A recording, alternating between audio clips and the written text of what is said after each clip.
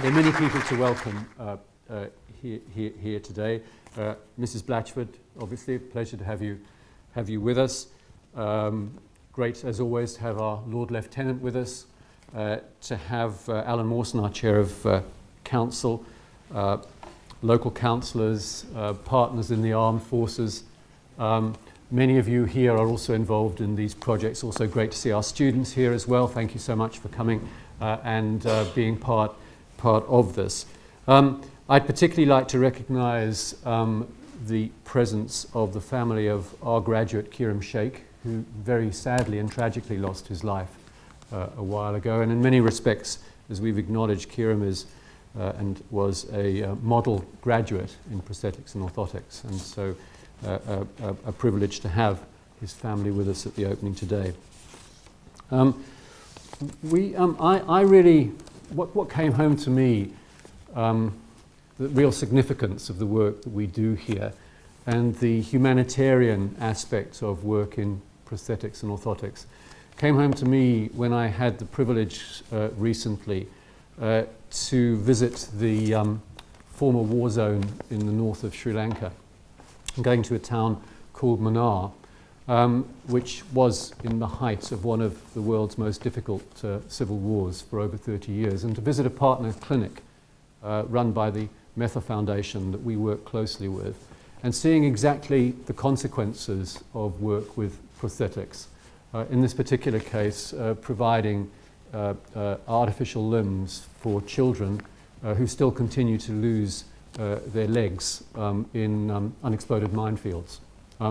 A problem across huge swathes of the world that still exists and really devastates people's lives.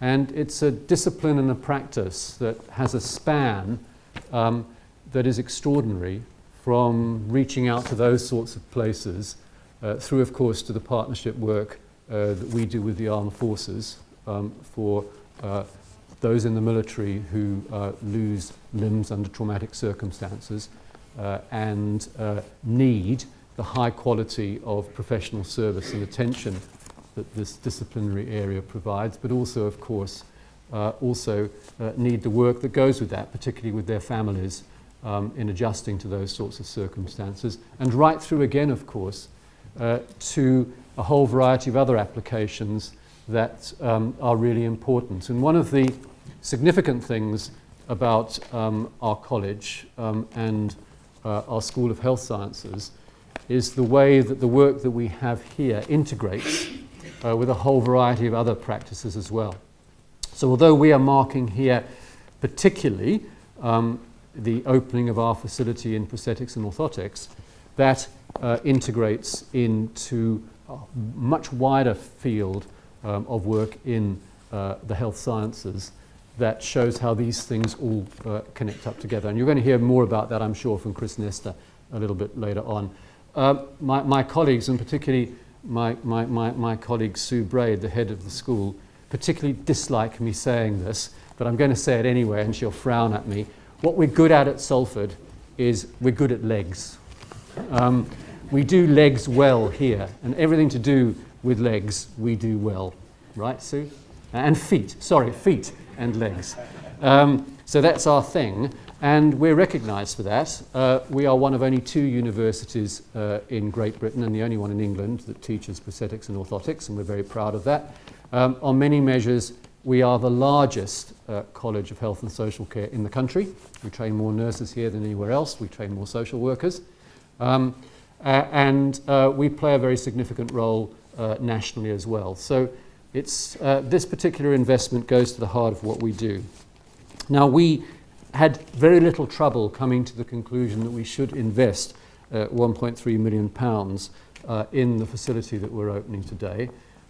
It was a bit of a no-brainer because of the centrality of this discipline and because of the needs for the best possible facilities for our students, but also for our staff and our research and our professional practice and the work that we do. And it's been a great project. You're going to hear more from Chris and from Richard Baker, both of whom play a key leadership role here, about how this works, and I'm not going to presume to go into their sort of area. It was a little bit of hair-raising project, of course, as any project is that has a fixed deadline, because I think we can now admit, Sue, that there was no plan B. I mean, if this wasn't completed on time, we had no idea what we were going to do. But it has been completed on time, thank goodness, and it's really up and running. One of the ways in which it does integrate into our work in the school is through our project which we call Wellness Works. And that work has two strands of activity to it that bring together with some coherence what we are about. I mean, first, Wellness Works is about promotion of health in the workplace. Particularly important, of course, because all of us spend a very significant amount of our lives in the workplace, and we think that workplace health is something that needs a huge amount more research and professional development and practice. So we've decided to focus on that. We think that will be increasingly a focus of attention as we move onwards. And in addition, we are working very much on contemporary models of occupational health that really incorporate rehabilitation into the occupational health concept. So we're developing these areas as areas of practice that really make a contribution to the environment we all live and work in. Now, we're very proud of our association with Blatchford. It's marked in the name of our building. It goes back for a considerable amount of time. And one of the things that we'll be doing in the course of this ceremony is we'll be signing a shareholders agreement between the university and Blatchford Clinical Services. Now, I know this is a really important and significant event because it's attracted our Director of Finance to keep an eye over us here. And when David comes along to something to watch, then I know it is real. So clearly this is a really significant event, otherwise David wouldn't be here. And we'll be launching a new venture company, a joint venture company called Crescent Rehabilitation Services Limited, which will allow us to work with Blatchfords very closely and really brings together key aspects of practice and the profession is something that we think is really important in making these sorts of initiatives real and making them happen. So again, thank you all for coming. And this is a great project for us, and it's always wonderful to get to this particular point in a project where the building's there, the students are there, everything's working, and we can welcome our partners and friends to an event like this. So thank you all very much.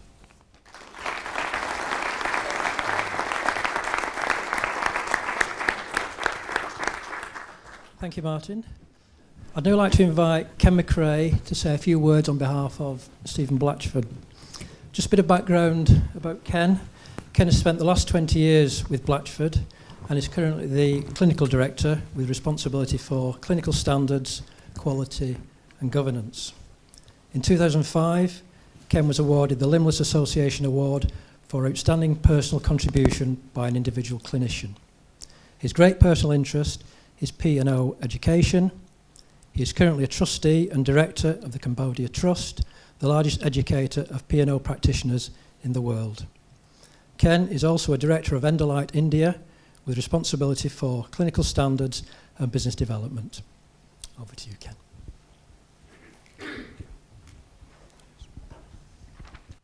Good morning.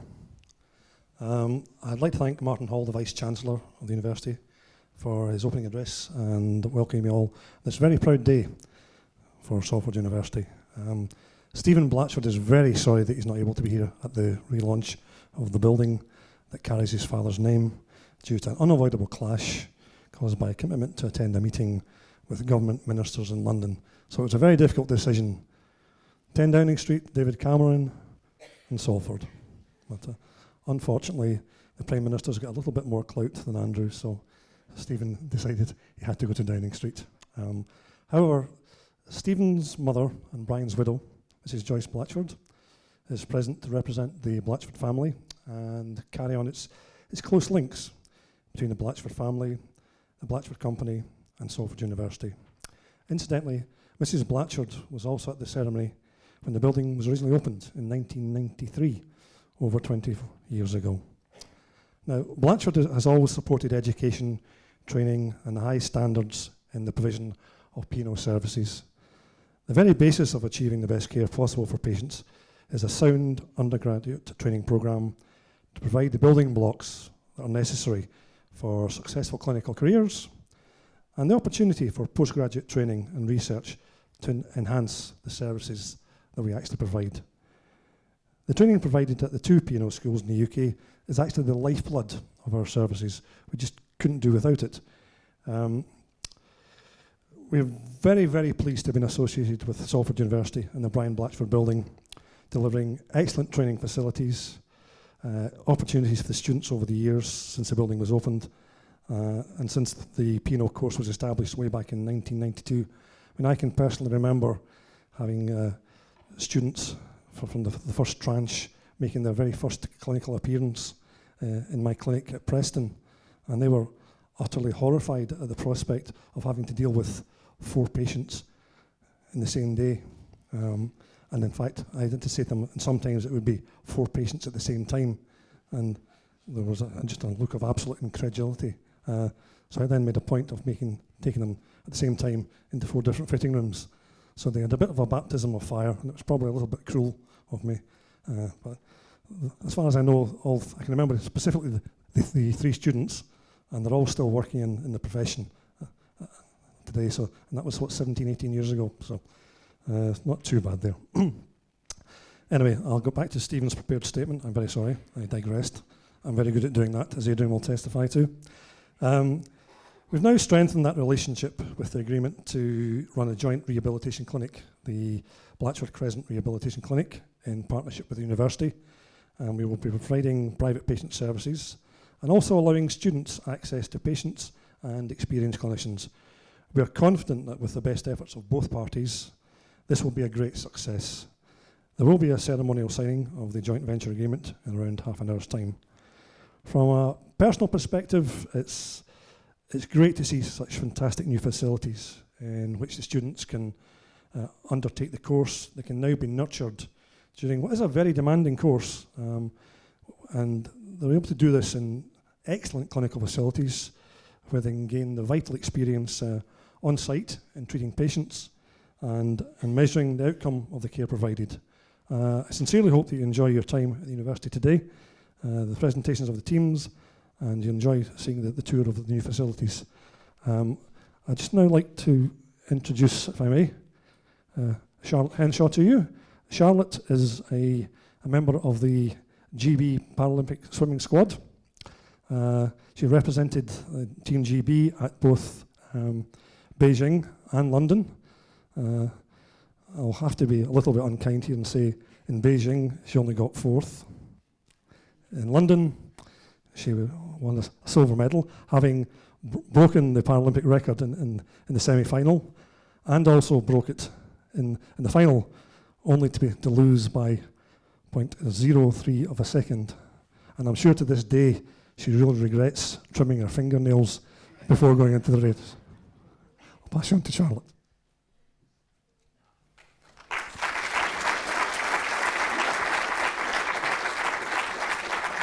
Thank you. I wasn't sure I was supposed to be saying anything, so this is a very quick kind of little thing that we kind of mashed up the other day over email. But I'd like to thank you all for inviting me here today. It's always a pleasure for me to come to events like this, and especially something that is so close to me and has been for all my life. And so it's a real privilege for me to be here. I'm very excited to go on the tour later on and have a look at the new facilities that are here. And really just a quick word to say that I firmly believe that the dedicated professionals that I saw during my time, well, still go there now, at the Nottingham Centre. I was going there from being a tiny, tiny little kid, and I first got my first pair of legs when I was 2, and I firmly believe that the amazing work that they did there really set me on my path to becoming an athlete. I was a really, really active kid, and I went through so many pairs of legs because I'd broken them at school from flinging myself off stuff in PE lessons because I thought I could, just carry on like everyone else. And I very often went to my prosthetist with like a snapped off ankle or a snapped knee. And it was a real challenge for them to sort of keep up with me.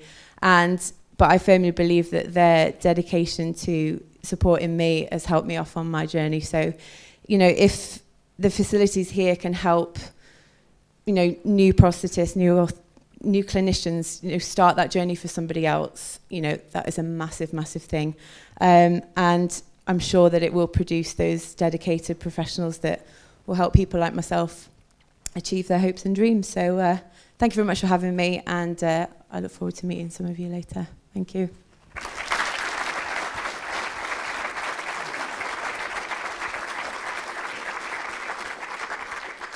Thank you, Charlotte, and we really appreciate you spending the time to come up to Salford today, and we wish you all the very best for your next championship and building up to Rio in 2016, I guess.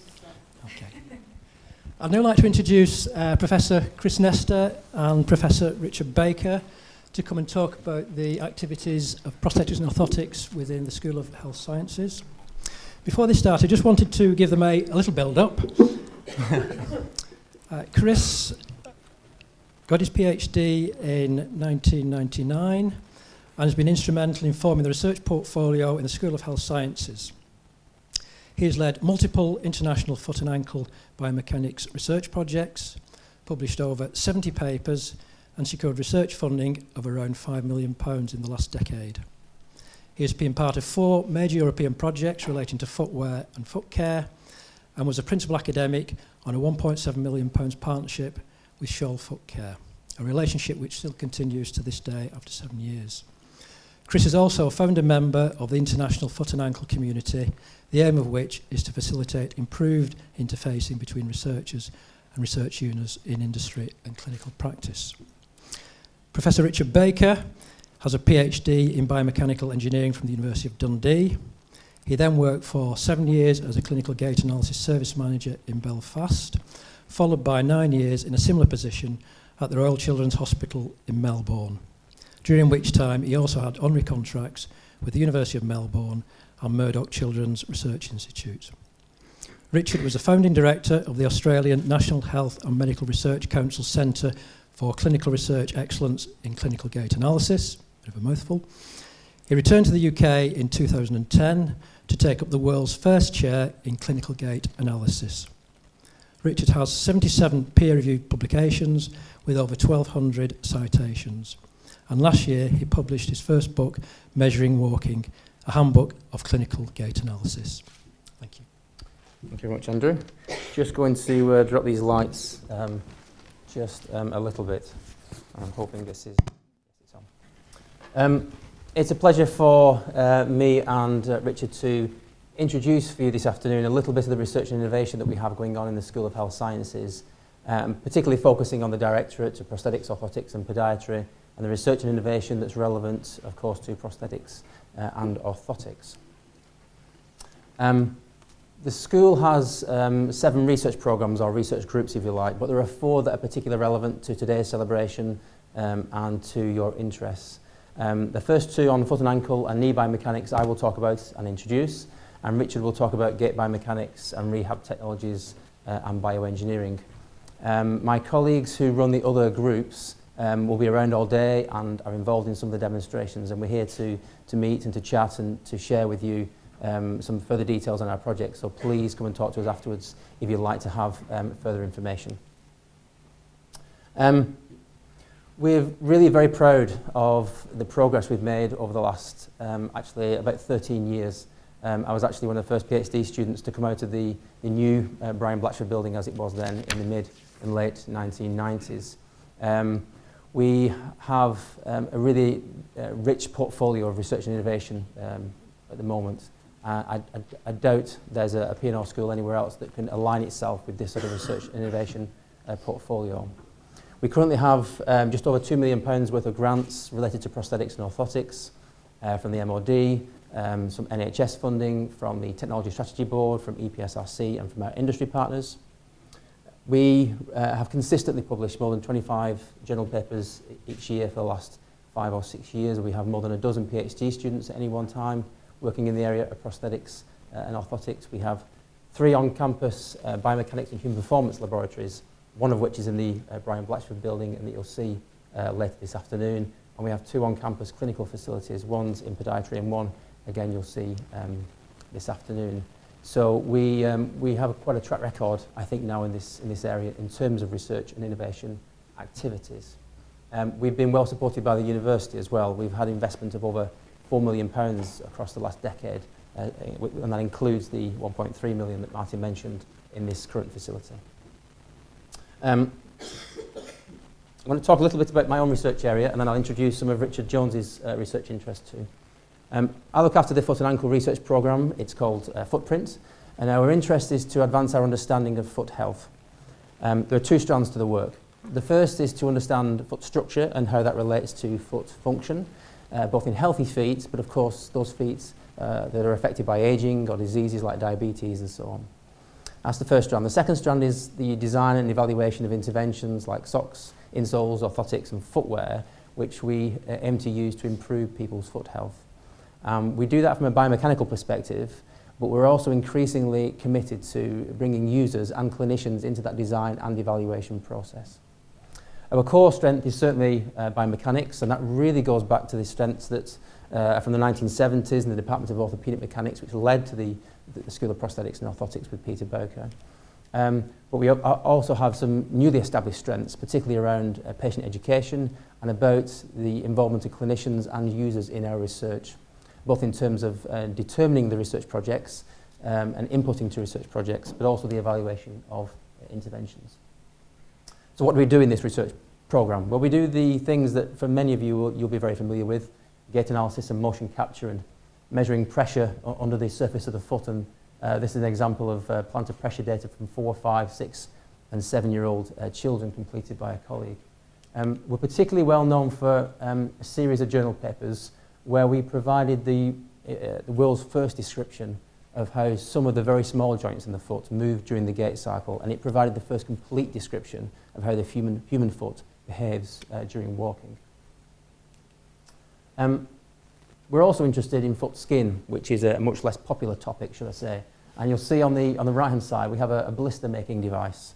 This is gently rubbing the back of someone's heel, and we're using thermal imaging to identify the inflammatory response as we're applying shear loads. So here we're applying shear, and we also do it with compression. We're applying loads to the skin surface, and we're looking at the physiological response. So here we're trying to better understand how load is transferred and how the skin responds to that, both shear loads and compression loads. And we have an increasing interest in measuring and tracking changes in skin structure. So this is a magnified image of a heel fissure, and we can measure the depth of these fissures, and we can measure skin stiffness and elasticity and hydration in lesions like corns, callus, fissures and blisters and so on. So we're really beginning to characterise the interface between the shoe, the orthotic, the sock and the internal structures of the foot and how load is transferred across those structures. We're also interested in muscles and fascia and other soft tissues within the foot. So we've got a range of ultrasound protocols that we've now published so that we can quantify the internal foot structures that are relevant in terms of foot function and movement. And we've got an interest in how these muscles and soft tissues change with ageing and disease and so on. All of this is intended to give us a particularly unique insight into how the human foot behaves. And we want to have that because we then want to invest that knowledge in the design and evaluation of new interventions, including things like orthoses and footwear. So we're taking a digital perspective on this. So we're taking digital capture of foot shape, but we're also interested in integrating that information. So its shape plus pressure plus other quantitative data we might have on the patient, their health status, and also some of their other foot characteristics like tissue properties, for example. And we want to fuse all of that data together to lead us to improved orthotic designs, material selection, changes in geometry, and so on. We're doing exactly the same for footwear. We're trying to characterise feet and say, how do we use that improved characterisation to modify the design of particular footwear characteristics? So we have an interest in this style of footwear with a very curved sole profile. Steve Hutchins, part of the P&O team, his PhD work was looking at rocker, this curved profile of footwear and looking at how it could affect the muscle activity in patients with intermittent claudication, and we now have a PhD student with Wrightington NHS Trust to advance some of these ideas a little further. And previously we finished a European project now looking at footwear for people with diabetes, trying to optimise the design of the rocker angle and the position of that rocker angle in footwear for people with diabetes, trying to optimise the reduction of pressure under their forefoot on a patient-by-patient basis. So there's quite a rich portfolio of research there, and there are a range of key partners which I've just represented very briefly here, including sort of commercial and technical partners. As Andrew said, we're now in our 7th year with Scholl. They've invested more than 2.2 million in the university across that time. And we've got externally funded projects with NHS partners. As I say, having clinicians as part of the research process is now central to what we do. So that's the foot and ankle area, and I'll talk briefly about Dr. Richard Jones's research area, which is knee biomechanics and injury, which he calls knee move. Taking a very similar tack, Richard's interested in trying to understand the relationship between knee structures and knee function in the healthy knee. And then he's interested in what happens when those structures change because of disease or injury. And there are two conditions he's focusing on. The first is medial compartment away of the knee, which is incredibly common across the general population. And the second is people who've experienced an ACL injury and had some form of repair or rehabilitation related to that. So he's trying to understand the relationship between normal knee structures and function and abnormal knee structures and function. And the aim of doing this is for the healthy knee to try and consider strategies around prevention of further injuries or new injuries. And for those who already have a knee injury, it's about rehab strategies to rehabilitate their knee and then protect in the future. In terms of orthotic focus, Richard's PhD work produced what we now call the laterally wedged insole, which is this green device at the top, which is now being commercialised. He's also interested in a range of footwear ideas. This central shoe actually has a series of sections within the sole which provide specific areas of very low bending stiffness, and it promotes the flexion of the shoe at particular times and in particular directions during the gait cycle. And he's also evaluating this rather unusual looking shoe called APOS. It's got two hemispheres on the bottom of the shoe, which creates a very unstable platform for walking. It's not used for walking in daily life, it's used as a training and intervention tool for encouraging muscle retraining. His PhD also involved evaluating knee braces, and in addition to doing walking studies, clearly stair climbing is a really important activity of daily living, so he's also doing laboratory studies evaluating these sorts of devices in stair climbing.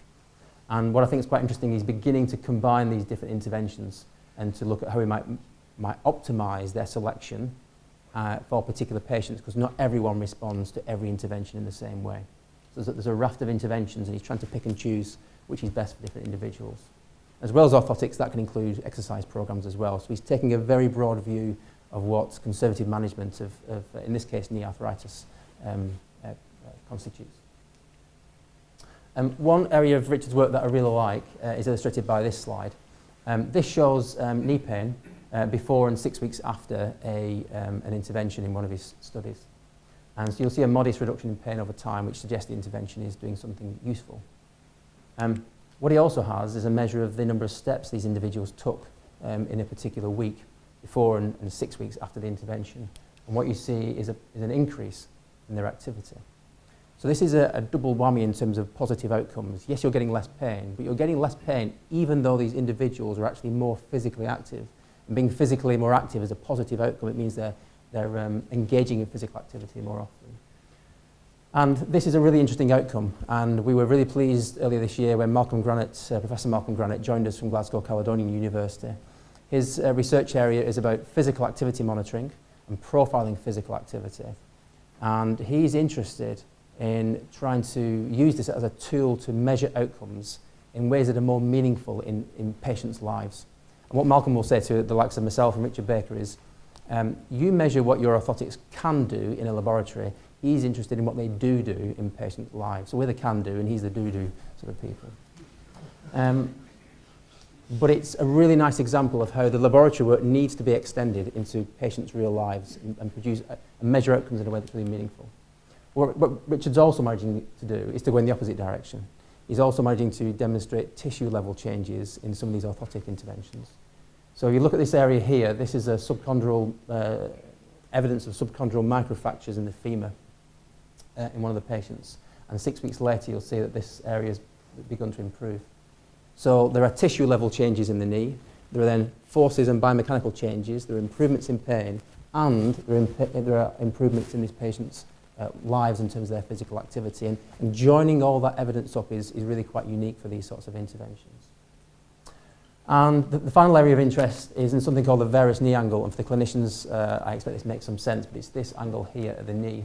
And this has long been thought to be a risk factor for knee ligament injuries, particularly anterior cruciate ligament injuries.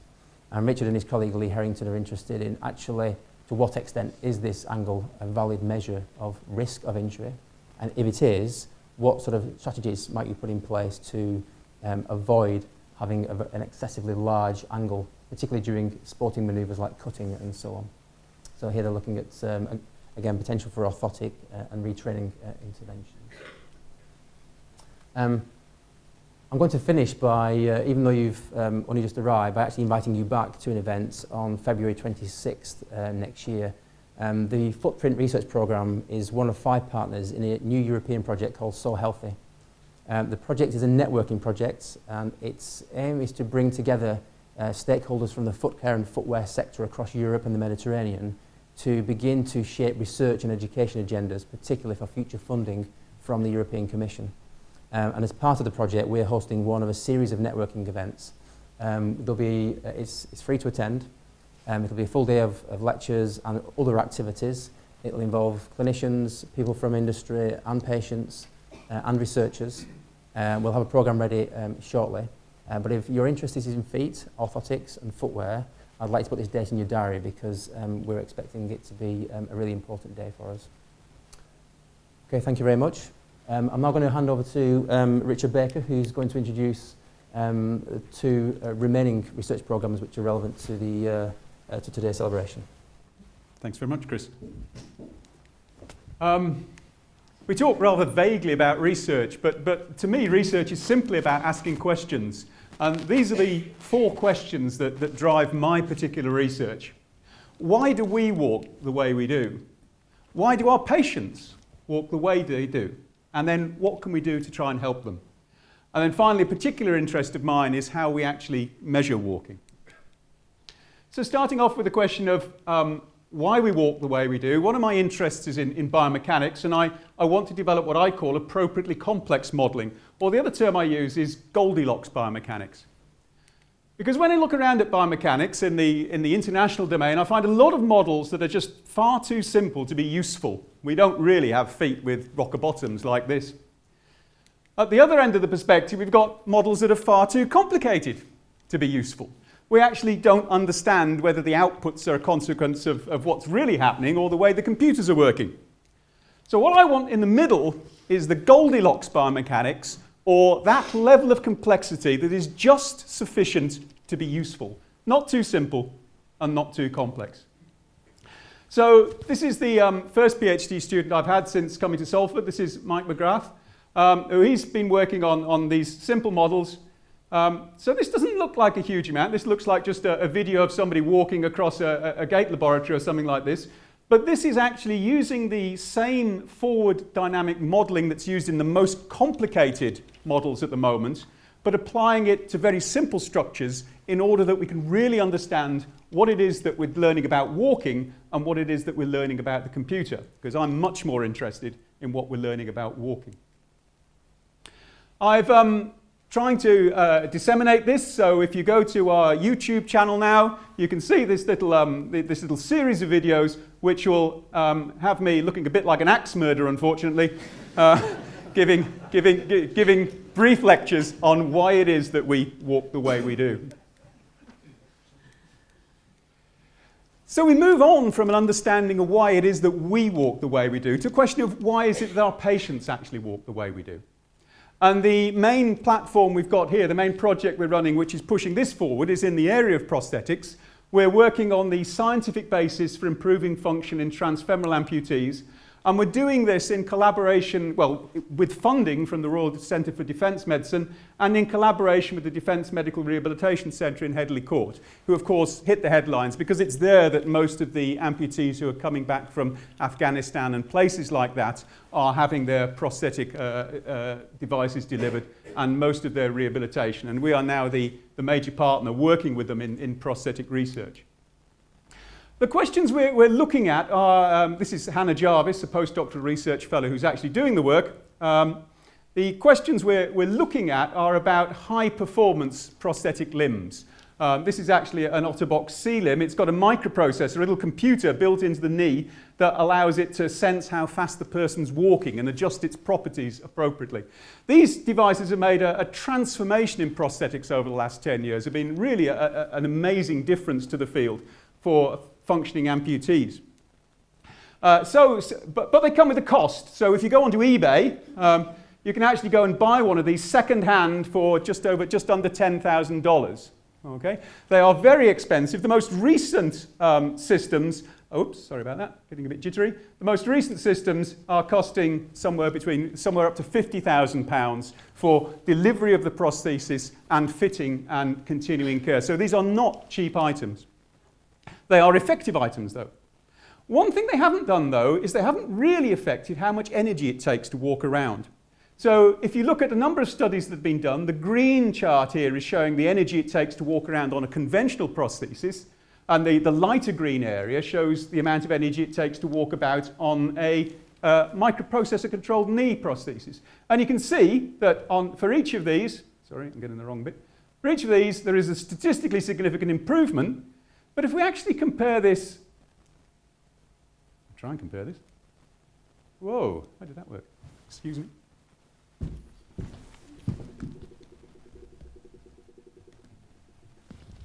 didn't think that was possible with this device. It's possible to do it twice.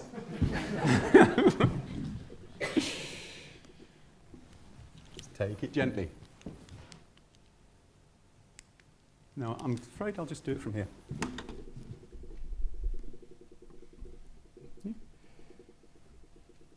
So although here you'll see that there is a definite improvement with these devices, if we actually compare it with the energy cost of an able-bodied person walking around, you'll see it's really not appreciable at all in terms of the additional cost of walking.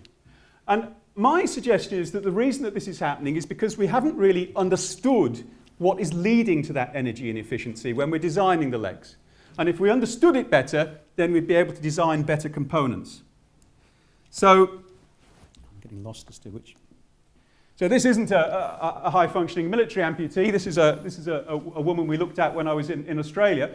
But what it shows you on the right-hand side is the graphical information that describes how she's walking. And it's from this graphical information that we're hoping to get a sense for where it is that the actual energy is going when she's walking around. And when we've got that analysis of where the energy is going, at that stage, we'll be able to design the prosthetic components that are able to reduce that energy cost. And we've teamed up with Dave Howard and Professor Dave Howard and Loz Kenny and Martin Twist, who's a prosthetist in the audience. We've actually been able to take some of these ideas to the Engineering and Physical Sciences Research Council, and we've got a grant from them to allow us to look into how it is that we can make better prosthetic components. So, for example, this is Jamie, who's our latest recruit, has been looking about the energy that's absorbed at the ankle joint when we're walking, whenabouts it's absorbed, and when it's generated. And the idea is, can we capture this energy that's being absorbed here and use it to replace this energy that's being generated here? In the human body, this would be done in the muscles, but our amputees, of course, don't have muscles. So we've got to design components that will allow that energy return. We're also starting Loz Kenny has a long history of working with techniques, not for amputees now, these are for people who've got problems with the nervous system, and these are electrical devices that allow us to stimulate the muscles in a leg here. So this is called a functional electrical stimulation device, and it's working to re-energize the muscles that the nerves are no longer controlling. And we're working with the National Institutes for Health Research on this and with the Sheffield Teaching Hospitals Trust. So I'm also interested in how we measure walking for patients. This is called clinical gait analysis. This is the person that's come in for clinical gait analysis, and you can see we've stuck markers on their legs. We're recording a video of how they're walking, but we're also recording all the data to make those graphs that we saw on the previous trial. And we can look at them with a walking in bare feet, and then we can look at them walking with an orthosis on one of the legs, and we can try and quantify just how beneficial this particular orthosis has been, and we can use that to guide our future decision making.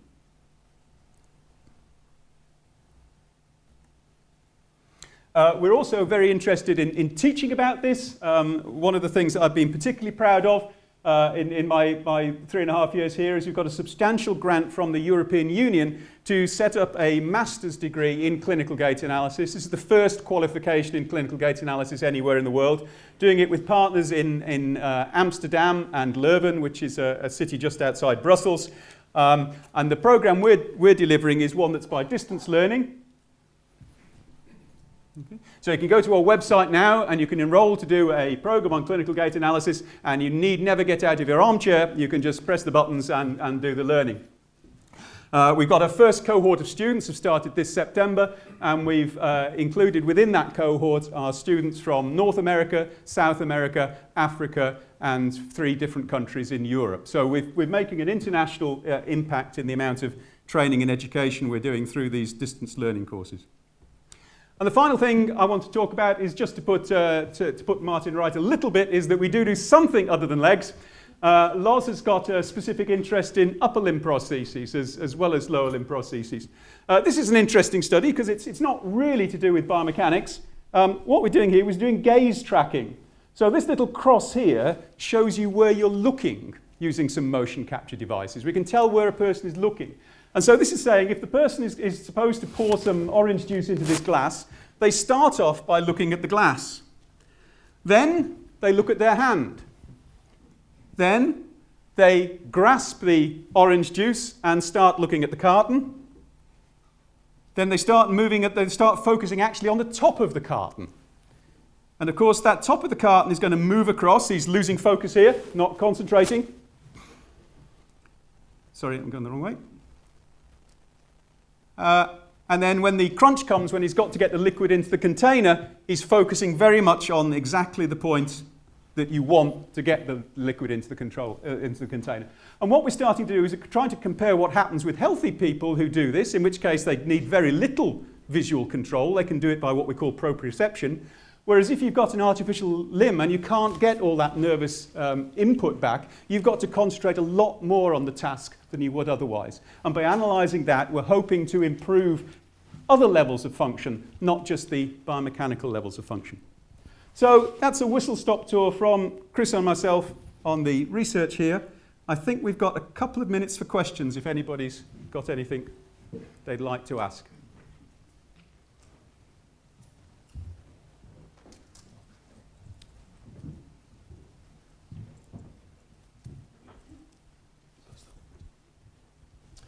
I'll only add, Richard, that the demonstrations that are on this afternoon are intended to bring to life some of the CAD technologies that we use as part of the research and some of the gait analysis techniques and tools that are used. So they're part of the demonstrations for this afternoon. Hi, Richard. Could I just ask you about hip arthroplasty? And just, I mean, given the fact that there are so many millions of people that have artificial hip joints, could that type of analysis be used for predicting when people should be having them in the first place? And secondly, to determine what type of prostheses give you the best type of normal action afterwards? Or maybe that's been done. It's not my specialist subject, but yes, these sort of techniques can be used. One of the problems with the hip joint is it was too good when it was first defined. When Charnley first designed the hip joint, he actually got it right. And it's amazing that there have been very few significant improvements in normal hip joint replacement. That's the first hip joint replacement since that time, because John Charnley got it so right first time round. What there have been is, and what is the important field of research at the moment, is how you replace joints when they fail. So if people have an early hip joint replacement and it fails, how do you put the second one in, which is much more challenging than putting the first one in. But it's amazing just how effective the initial design of the hip joint was. It's worth commenting as well that ankle joint replacements are much less successful, and part of the challenge there is obviously the anatomy is very different. There are 3 joints, 3 bones rather than 2 in the case of the hip, but actually understanding how ligaments and soft tissues and muscles contribute to the loads passing the joint and the kinematics of the joint afterwards has proven quite elusive. And therefore, if you don't understand the mechanism you're trying to replace, by definition, your replacements are going to be, to some extent, less good than if you want to compare it to the hip and so on. So there's still that lack of fundamental understanding sometimes in some aspects of foot biomechanics. Oh, sorry. So I just wanted to ask, why are prosthetics, leg prosthetics, so heavy? Because you talk about the energy you have to use Yeah. to move around, and I understand it's because of all the work in them. Well, Can you make well, the first question is, are they heavy? If you compare the weight of a lower limb prosthesis against the weight of a leg, it's considerably lighter. Is it just very heavy? I know. I'm sure if you're walking around on one, it feels very heavy. But actually, a huge amount of effort, Ken can perhaps answer this question better than I can, a huge amount of effort goes into keeping the weight of prostheses down to as light as possible. They're now using carbon fibre technologies. They're now trying to use computer-aided design to make sure that there's no material more than we need. So we're fighting to get those weights down. The other thing is there are some areas, particularly in above-knee amputees, when having some weight is useful. The mechanism that we actually use to flex our knee depends on having a reasonably heavy foot. So actually, if we make the foot too light, we can make it more difficult to walk around. Do you want to come in on that, Ken? Or? No.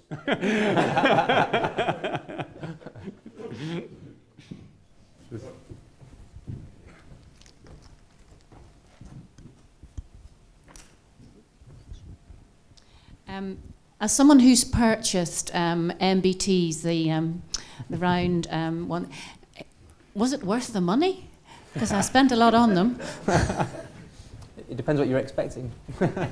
Oh, I'm expecting to be very fit and healthy. It's interesting because both myself and Richard Jones, he's smiling in the audience, have been involved in a range of footwear studies involving some of the companies whose products you're talking about and others. And of course, many of you will remember there's been a real fad around toning of buttocks and of various other parts of your body because of footwear, which of course just doesn't happen. Just doesn't happen. The reality is that there are definitely some footwear designs which can modify how muscles behave when they come on, when they go off, and how much effort is required in terms of energy. And they might go as far as simulating a moderate amount of exercise, let's say.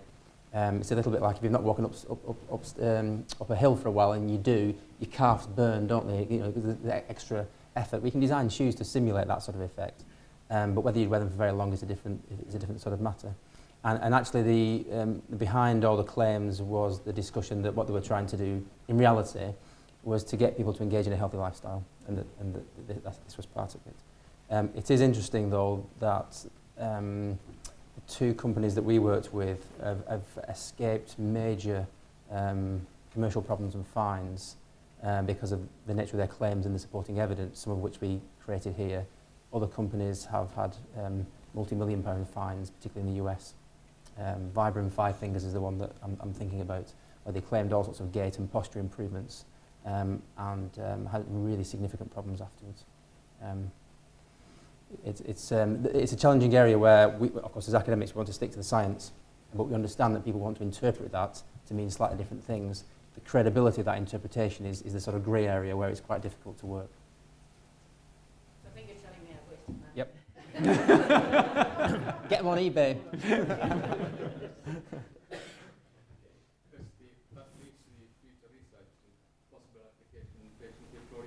Yes, Dean is a consultant vascular surgeon, and with his physio colleague Peter, who's somewhere, there he is. They, with Wrightington, Wigan and Lee NHS Trust, have sponsored a PhD studentship with the university, where we're investigating that style of footwear and how you might optimise the curved profile or the bending stiffness of the shoes to modify when muscles come on and off The idea being that in patients with intermittent claudication who have very poor blood supply, you actually want to increase the amount of activity their calves are doing to train the muscles, stimulate new blood vessels to grow and so on, and almost simulate a moderate exercise program. But actually when they're out and about and in their daily lives, you want shoes that reduce their calf activity so that they can walk for further before they get pain. So trying to match the footwear designs to the particular objectives and things. So there is a very serious side to those sorts of shoes.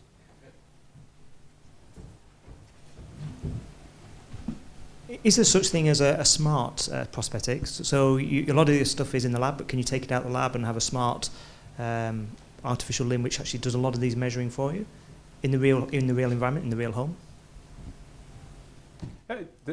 So it's quite a complex question there. There are smart prostheses in that they've got microprocessor chips built into the knees.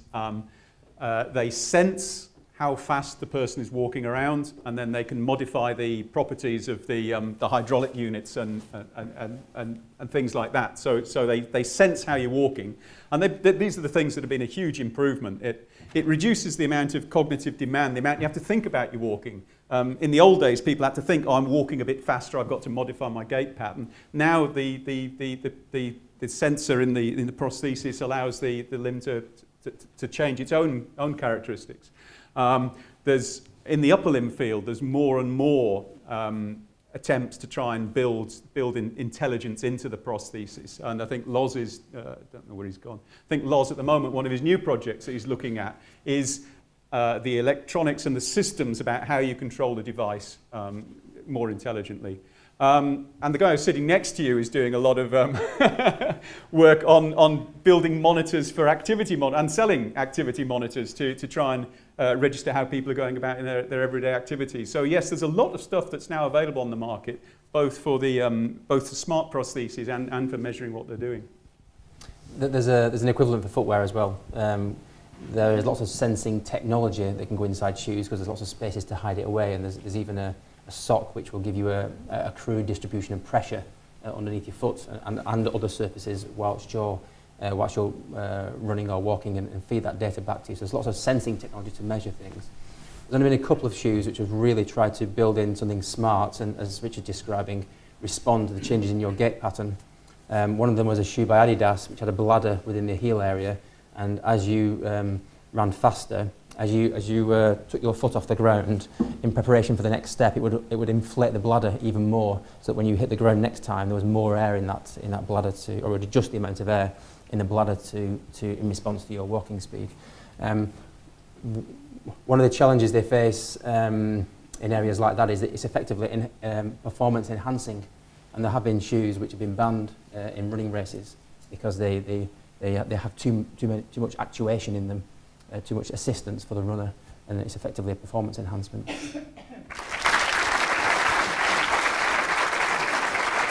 to complete the event, I'd like to ask Martin to present a picture as a token of our appreciation to Mrs. Blatchford for the long association she and the company have had with the university over a great many years.